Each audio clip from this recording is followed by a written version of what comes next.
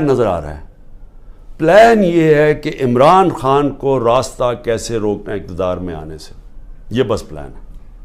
سارے اداروں کو لگایا ہوا ہے کہ عمران خان کو فیل کیسے کرنا ہے. سارے، چاہے ایف آئی اے، نیب، اینٹی کرپشن، وہ جو ایف بی آر، یعنی اپنی ایجنسیز، بس پولیس.